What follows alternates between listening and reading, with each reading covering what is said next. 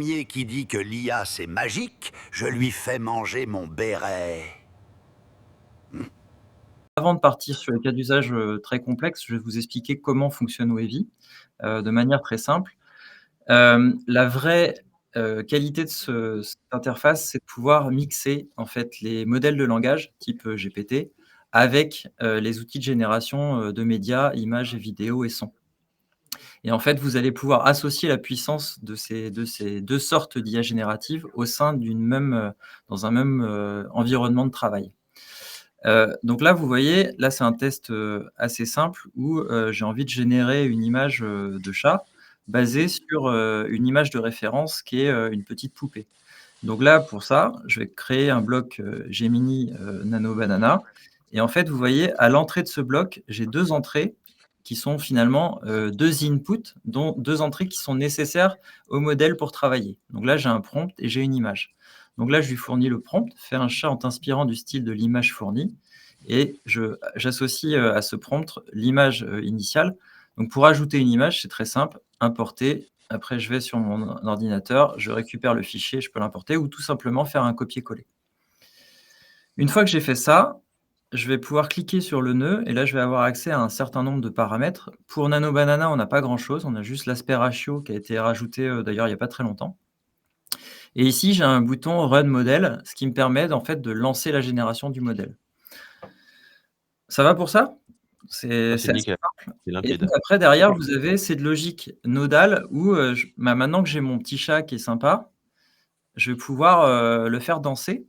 Et là où aujourd'hui, quand vous êtes sur une interface comme par exemple un FreePix, vous allez avoir une interface dédiée à la génération d'images. Et après, si vous voulez passer cette image en vidéo, vous allez basculer sur une autre interface pour générer la vidéo. Bah là, en fait, tout se passe dans la même interface. Donc, l'image qui a été générée là est un output qui devient l'input d'un module de génération de vidéo. Et là, de la même manière, ici, je vais lui fournir un prompt, un bloc prompt, que je vais pouvoir connecter et après faire run model pour lancer Kling 1.6 qui va générer la vidéo. Et donc, je me retrouve avec une vidéo de chat qui danse sans avoir changé d'interface.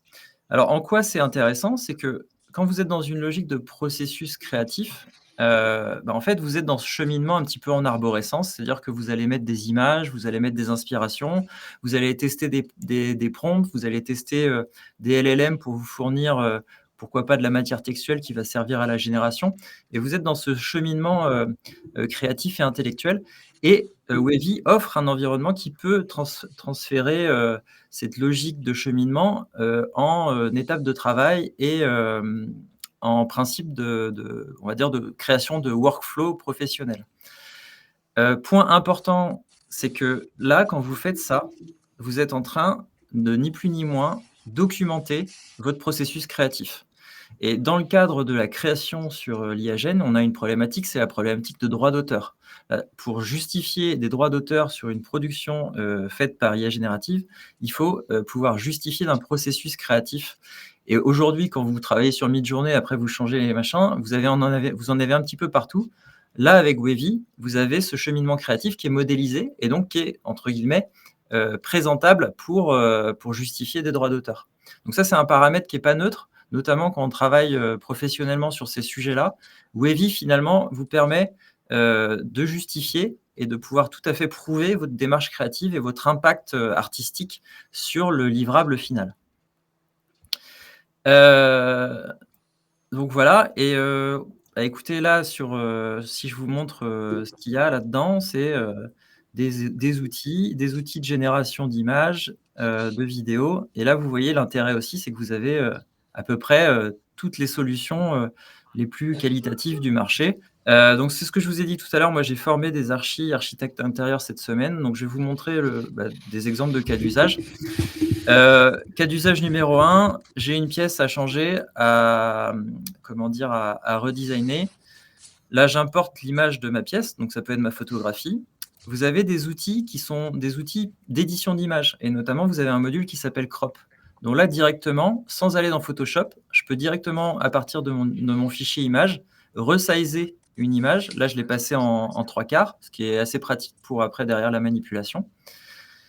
Et après, derrière, quand je récupère le fichier et que je le connecte à un autre module, c'est bien mon image en 4 tiers qui est utilisée et plus l'image initiale.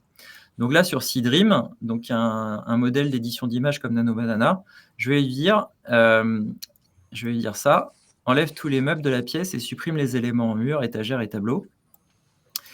Et là, vous voyez, vous avez un module qui s'appelle LLM. Et le modèle LLM, c'est en fait ni plus ni moins qu'un appel à l'équivalent d'un chat GPT, mais directement dans l'outil. Et si on regarde les nœuds d'entrée, il y a le prompt et le prompt system. Le prompt system, c'est l'instruction qui est complémentaire à la demande qui est fournie par l'utilisateur, notamment dans les chatbots. Donc là, vous voyez, j'ai un prompt tout pourri en français. Et là, vous voyez, il y a un nœud qui arrive sur un prompt system. Et le prompt system, c'est quelque chose de beaucoup plus technique, enfin beaucoup plus technique, en tout cas beaucoup plus précis, transforme la demande de l'utilisateur en un prompt optimisé. Là, je lui donne des exemples de prompts en anglais, voilà, pour qu'il y ait un espèce de cadre. Et je le fais qu'une fois. Donc là, j'utilise un module routeur. Et donc, à chaque fois que je vais faire un appel à un prompt, je vais le faire en français basique. Mais par contre, je vais utiliser un nœud LLM pour transformer mon prompt en se basant sur un prompt système qui a calibré en fait la sortie, qui va générer un prompt beaucoup plus qualitatif pour les modèles.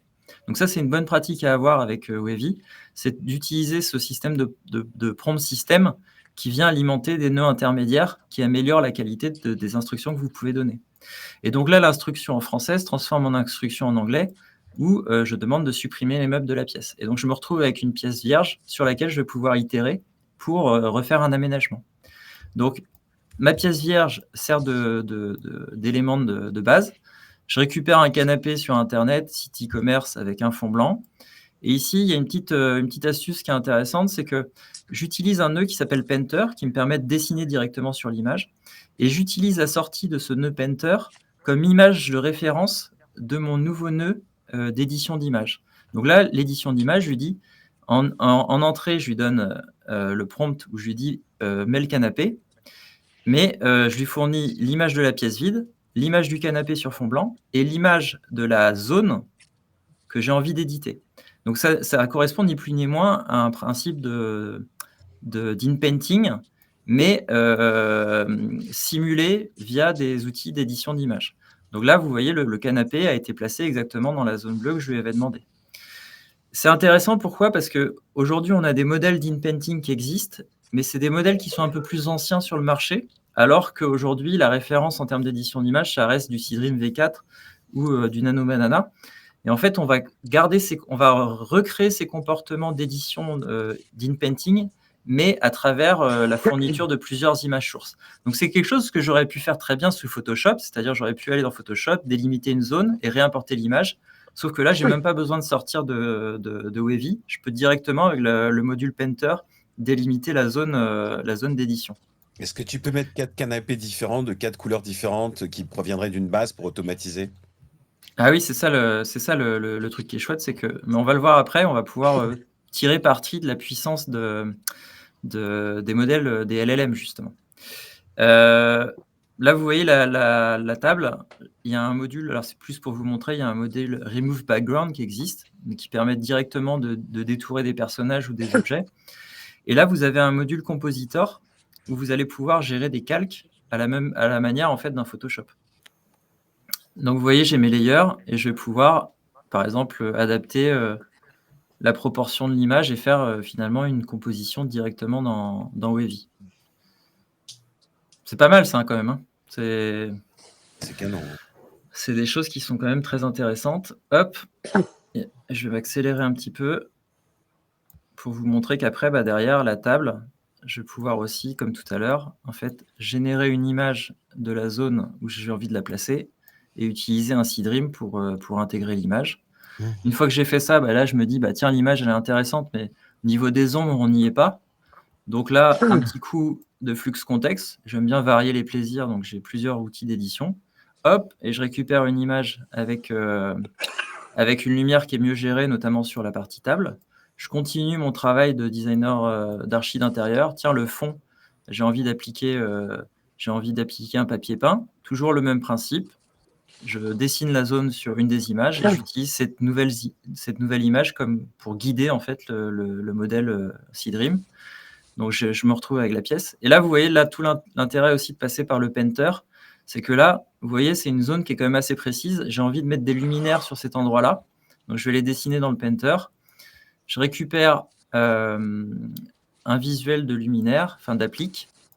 Et vous voyez les rendus, hop, pile poil sur les 2 points où j'ai dessiné tout à l'heure. Et là, ce qui est intéressant aussi, c'est que vous pouvez garder côte à côte les résultats de plusieurs modèles. Donc là, par exemple, j'ai fait du Seedream. Sur les autres images, c'était du Seedream. Bah là, en fait, je trouve que Nano Banana a mieux intégré les luminaires. Donc, en fait, je vais pas continuer mon cheminement via cette image-là, mais plutôt sur l'image de Nano Banana. Et là, tiens, je vais utiliser un petit prompt caméra rotating pour avoir un rendu d'animation de la pièce que je viens d'éditer. Donc, vous voyez, bon, le cheminement, on voit à peu près comment ça fonctionne. Mais là, vous voyez, j'ai tout mon itération créative qui est modélisée. Et ce qui est intéressant, c'est que j'ai fait peut-être des tests avec d'autres manières de faire. Je vais élaguer. Et après, je vais mettre la prochaine fois que j'aurai besoin d'éditer une image, j'ai presque mon scénario qui est déjà fait. Et là où j'ai patiné en essayant plusieurs modèles et ainsi de suite, là, je vais pouvoir peut-être aller beaucoup plus vite en changeant l'image qui est ici pour arriver derrière à une zone où je mets des inspirations et obtenir après un rendu final qui serait une vidéo. Ça va pour ça? C'est clair? Ouais. C'est top, Ouais. super présentation, Jean. Ok. Bon, on va aller un petit peu plus loin maintenant avec ce cas d'usage-là. On est sur, pour le coup, de l'architecture classique. Je vous montre quelques nœuds que je ne vous ai pas montrés jusqu'à présent. Image describer, ça c'est un nœud. Vous mettez en entrée une image, il vous génère la description de l'image. Donc ça, c'est toujours pratique et c'est facile à mettre en œuvre. Et là, vous voyez un nouveau nœud qui est importe LoRa. Donc vous pouvez aussi, dans Wavy, importer des LoRa, donc c'est-à-dire des modèles d'entraînement pour avoir soit un style, soit... en gros, c'est des entraînements spécifiques sur des modèles open source, et notamment un des plus connus pour les LoRa, c'est FluxDev. Donc là, j'ai un croquis initial et j'ai récupéré sur Civitaille un modèle de croquis un peu spécifique aux archis, et je vais importer ce LoRa-là pour générer un style esthétique qui est spécifique. Le LoRa peut servir aussi pour les personnages. Donc, je pourrais très bien entraîner un LoRa sur un personnage et l'importer dans Wavy pour pouvoir l'utiliser. Donc ça, c'est assez intéressant et assez polyvalent. Donc après, derrière, on peut, avec des flux contexte, avec des outils d'édition, on peut faire des modifications. Donc là, même principe que tout à l'heure, j'utilise des prompts avec des LLM intermédiaires pour améliorer la qualité de mes instructions. Et là, vous voyez, je pars sur un rendu plus réaliste. Ça, je vais vous passer parce que c'est de l'in-painting, on s'en fiche. Ce que je voulais vous montrer, c'est ça. C'est la partie expérimentation créative. Donc là, en fait, je me constitue une petite base de données d'images qui n'ont pas forcément rapport avec l'architecture. Vous voyez, ça peut être des moodboards, ça peut être des visuels. Et en fait, je vais utiliser Mystic pour appliquer ces styles directement sur l'image. Donc là, dans une logique d'expérimentation, je me retrouve avec mon image de départ, mon bâtiment, sur lequel on a appliqué des styles esthétiques. Moi, par exemple, je trouve ça assez fun, ce style-là, à partir de la voiture. On voit ça me fait penser un petit peu à certaines séries ou les États-Unis des années 70. Alors, il y a des choses qui ne sont pas exploitables, mais on a toujours sur ce genre de génération peut-être une texture, peut-être un rendu qui peut servir dans la démarche créative. Donc, on part du principe que c'est ce visuel-là qui nous semble le plus intéressant. Donc, vous voyez, par rapport à tout à l'heure, on est sur quelque chose de peut-être un peu plus neutre ici. Et on va peut-être un peu monter en gamme avec l'application de cette esthétique-là. Donc, je me retrouve avec cette image-là. Là, j'utilise Seedream pour enlever les personnages parce que je n'ai pas envie de personnages sur mon rendu. Et là, on va rentrer sur ce qui me semble, moi, le côté le plus important et le plus intéressant sur Seedream, c'est que, sur Wavy, pardon, c'est que je vais utiliser un LLM pour me faire des points de vue différents sur un objet. Donc là, en gros, je lui dis, vous recevez une image de référence et l'idée, c'est de créer 10 prompts conçus pour Nano Banana qui montre des détails et des angles différents sur le bâtiment. Donc, je lui donne un certain nombre de contraintes.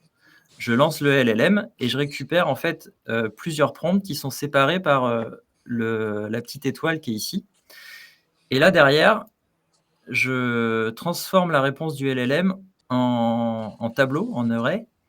En fait, j'utilise le splitter de la petite étoile et je me retrouve, vous voyez, avec des listes qui correspondent à chaque prompt. Donc là, j'ai demandé 10 prompts. Je vais avoir 10 sorties différentes. Et là, en fait, je l'associe à Nano Banana et donc je vais pouvoir récupérer 10 images du bâtiment en one shot. Donc là, j'ai un focus là, j'ai une image vue aérienne, j'ai une image de la porte d'entrée, j'ai un détail d'architecture de matière, j'ai le bâtiment en version nuit. Enfin, vous voyez, j'ai différentes vues qui sont générées comme ça directement depuis le LLM. Donc j'aurais pu manuellement me dire, bah tiens, je veux une image sur la porte, et ainsi de suite. Mais là, c'est directement le modèle de langage qui a fait des propositions d'angles différents. Et une fois que j'ai cette matière-là, bah derrière, je vais pouvoir utiliser cette matière pour générer des vidéos. Donc là, ce qui est top, c'est par exemple des modèles de vidéos qui font frame d'entrée, frame de sortie. Ça va me permettre de générer, par exemple, des timelapses. Ça va me permettre de générer des déplacements de caméra autour du bâtiment. Donc là, j'en ai fait un certain nombre. Et donc, ce qui est intéressant après, c'est de faire de la concaténation de vidéos pour me retrouver avec un film d'1 minute où en fait la matière graphique qui a été générée me permet de faire un petit montage et d'avoir une visualisation de mon projet à présenter. Je ne sais pas si ça rame chez vous, mais voilà, c'est de la matière, voilà. Et en fait, ce qui est intéressant, c'est que avant, pour faire ça, on passait de Photoshop à Kling, à Midjourney. Enfin, on cheminait en fait énormément entre les outils avec de la déperdition d'informations à chaque étape. Là, tout est vraiment centralisé. Et avant, je faisais un montage sur un logiciel de vidéo. Là, pour avoir un rendu très simple, sans animation complexe entre les plans, je me retrouve à faire un mini-montage directement dans Wavy avec le concaténateur de vidéos. Et évidemment, on pourrait très bien avoir un nœud complémentaire où je génère une musique et je fais une concaténation entre cette image-là et la musique pour avoir un rendu encore plus qualitatif.